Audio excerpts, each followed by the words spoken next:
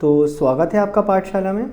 जैसे कि हमने लास्ट वीडियो में ओम्स लॉ देखा था, तो हमारे ओम्स सर ने बताया था जो करंट होता है, अगर आप कोई भी पोटेंशियल अप्लाई करते हो तो करंट किस पे डिपेंड करता है कि अगर आपने पोटेंशियल अप्लाई कर दिया, जो करंट है वो किस पे डिपेंड कर रहा है, रेजिस्टेंस पे। मतलब अगर रेजिस्टेंस कम है तो करंट ज़्यादा आएगा, अगर रेजिस्टेंस ज़्यादा है तो करंट कम होगा।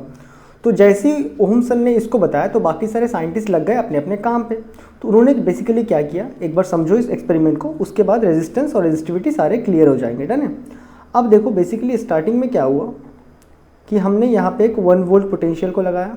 1 वोल्ट सपोज से कोई भी एक वी अमाउंट ऑफ पोटेंशियल को हमने लगा दिया। यहाँ पे हमने यहाँ पे एक कंडक्टर लिया जिसका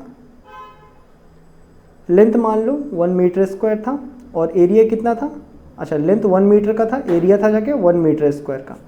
हमने इसको कनेक्ट किया, इसके अक्रॉस में एक बल्ब कनेक्ट किया और इस सर्किट को चालू किया।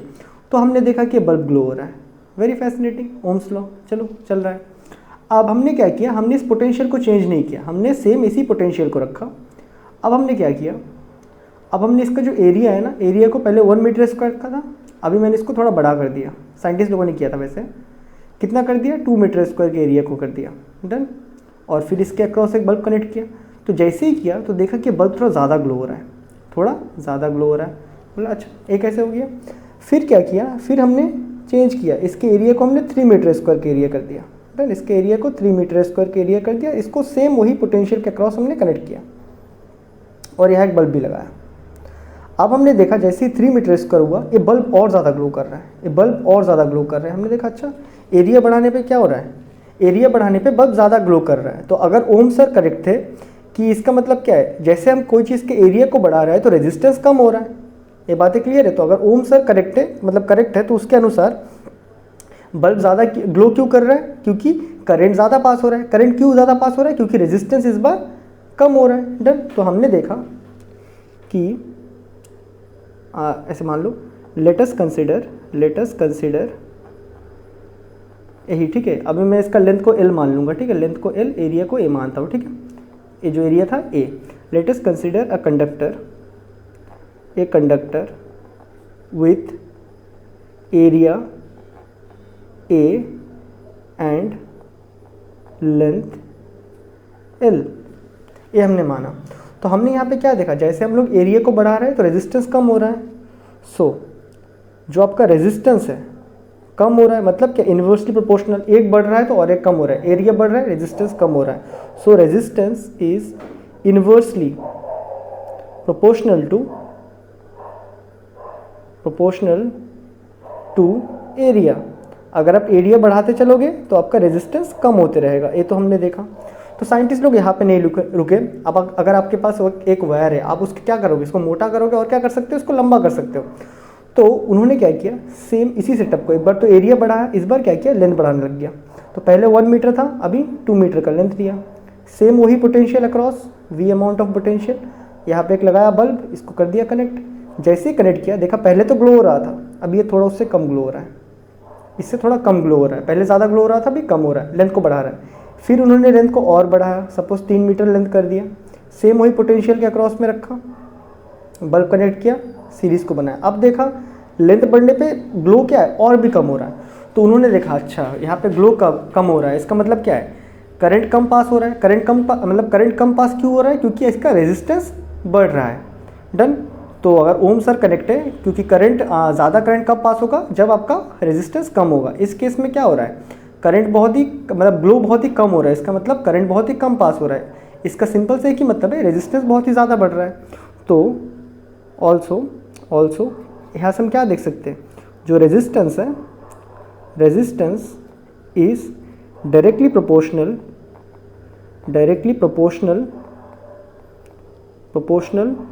To length. इसका मतलब लेंथ बढ़ाओगे तो रेजिस्टेंस बढ़ेगा, लेंथ ऑफ द कंडक्टर बढ़ाते जाओगे रेजिस्टेंस बढ़ते जाएगा। तो इसको अगर लिख देंगे तो R L, तो यहाँ पे हमारे पास 2 इक्वेशन मिल गए, हम लोग बहुत खुश।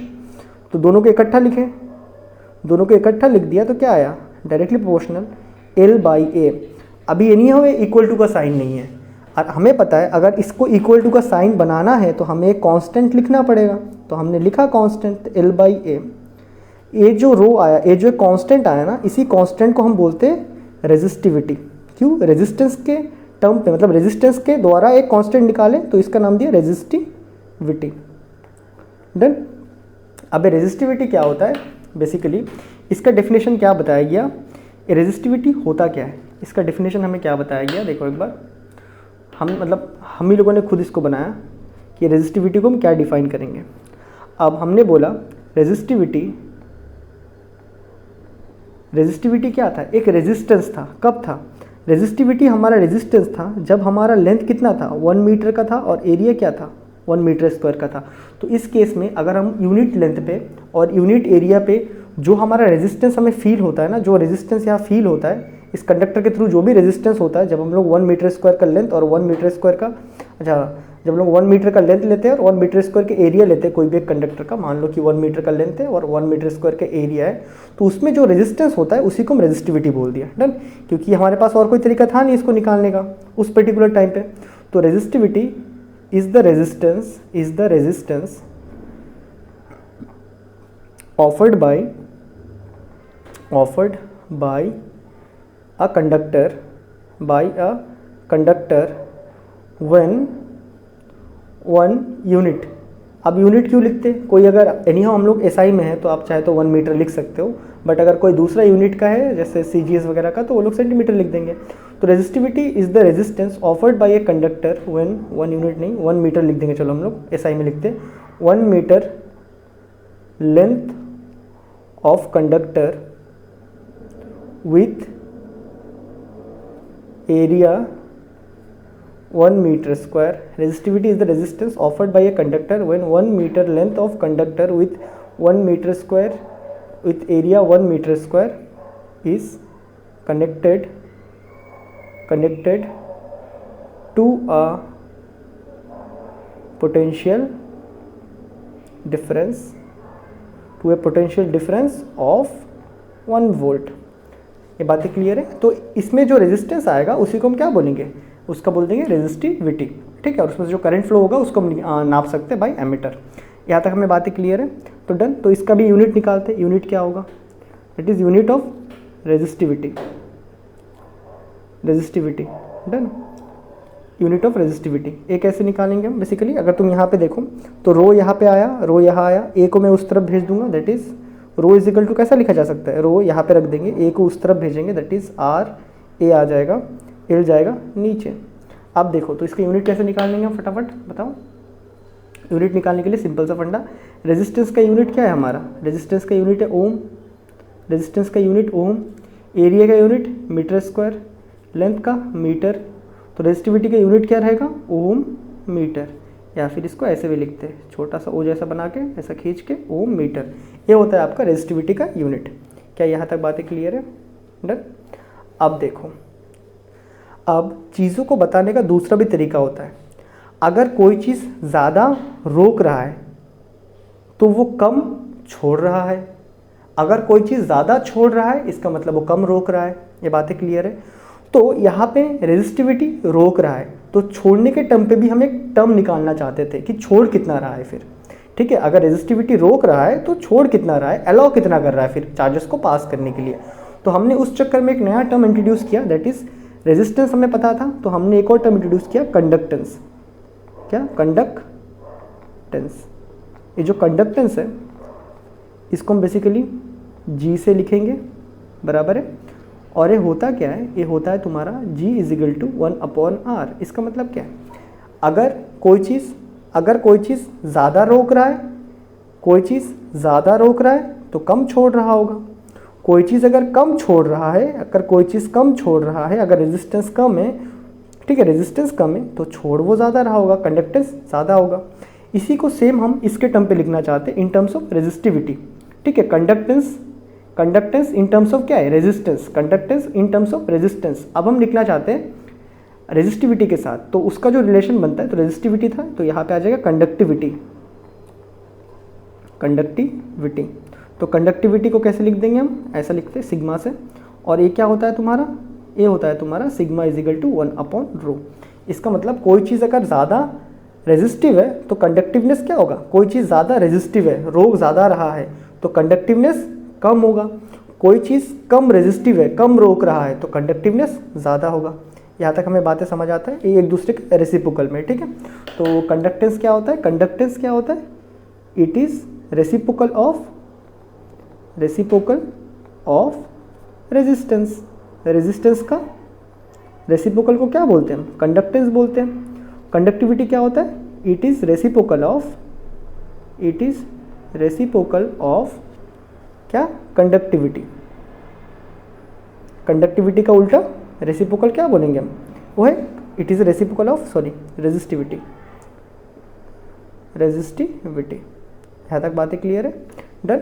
अब देखो, अब हम यहाँ पे और जो बेसिक चीज़ें डिस्कस करना चाहते हैं वो है कि कुछ सिंपल टर्म क्या है कि इंसुलेटर के केस में, अच्छा कंडक्टर पहले लेते हैं, कंडक्टर्स डन। ऑलरेडी टॉपिक खत्म हो चुका है, ये बस तुम्हारा एक नोट के जैसा है। कंडक्टर्स के केस में कंडक्टर्स इजीली अलाउ करता है, इसका मतलब क्या है, उसका कंडक्टेंस ज़्यादा है, कंडक्टर कंडक्ट करता है, कंडक्टेंस ज़्यादा है, रोकता कम है, रेजिस्टेंस कम है। तो कंडक्टर्स में कंडक्टेंस क्या होता है, कंडक्टेंस हाई होता है, ज़्यादा होता है। रेजिस्टेंस क्या होता है, रेजिस्टेंस लो होता है, कम होता है। इसी को अगर इन टर्म्स ऑफ आप कंडक्टिविटी एंड रेजिस्टिविटी लिखना चाहोगे तो सेम कंडक्टर्स में बस लिखने का तरीका अलग हो गया और कुछ नहीं। सेम अगर कंडक्टर के तरीके में, कंडक्टर के केस में हम लिखना चाहें तो कंडक्टिविटी क्या होगा, कंडक्टिविटी क्या हो जाएगा, कंडक्टेंस हाई है तो कंडक्टिविटी भी हाई होगा। रेजिस्टेंस का उल्टा, मतलब रेजिस्टेंस का छोटा वाला वर्जन रेजिस्टिविटी क्या होगा फिर, लो होगा। सेम अगर आप चाहो तो इन केस ऑफ इंसुलेटर्स लिख सकते हो। इंसुलेटर्स के केस में क्या होता है आपका, इंसुलेटर के केस में रेजिस्टेंस क्या होता है, ज़्यादा होता है और कंडक्टेंस कम होता है। इंसुलेटर कंडक्ट ही नहीं करते तो उनका कंडक्टेंस क्या होगा, उनका कंडक्टेंस लो होता है, कम करते हैं कंडक्ट। रेजिस्ट क्या करते हैं, रेजिस्टेंस हाई होता है, वो ज़्यादा रोकते हैं। डन। इसी को अगर इन टर्म्स ऑफ हम छोटे वाले वर्जन में लिखना चाहें तो कंडक्टेंस क्या हो जाएगा इसका, कंडक्टिविटी क्या हो जाएगा, conductivity in case of insulator क्या रहेगा आपका, लो रहेगा। रेजिस्टिविटी हाई रहेगा। यहाँ तक बातें क्लियर है।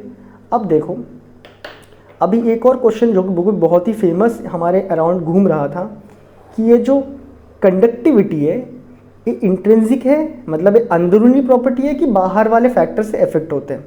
तो हमने देखा, हमने इसी एक्सपेरिमेंट को जब हमने दोबारा किया तो सपोज ये वाला एक्सपेरिमेंट हमने कॉपर को लेके किया था, ये सारे मेटल कॉपर का था।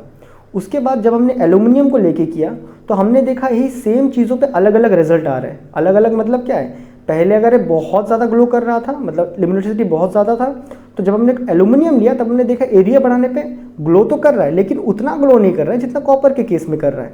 तो इसका मतलब क्या होता है, एक इंट्रिंसिक प्रॉपर्टी है किसका, रेजिस्टिविटी एक इंट्रिंसिक प्रॉपर्टी है। ये मतलब मटेरियल्स के अंदर में होता है। सो अलग अलग मटेरियल्स का अलग अलग रेजिस्टिविटी होता है और अलग अलग कंडक्टिविटी भी होता है। तो याद रखना, resistivity and conductivity are intrinsic property of a material, ठीक है। मटेरियल की इंट्रिंसिक प्रॉपर्टी है।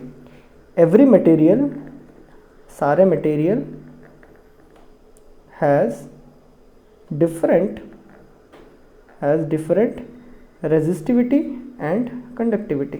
क्या बातें क्लियर है, सारे मटेरियल का अलग अलग आएंगे।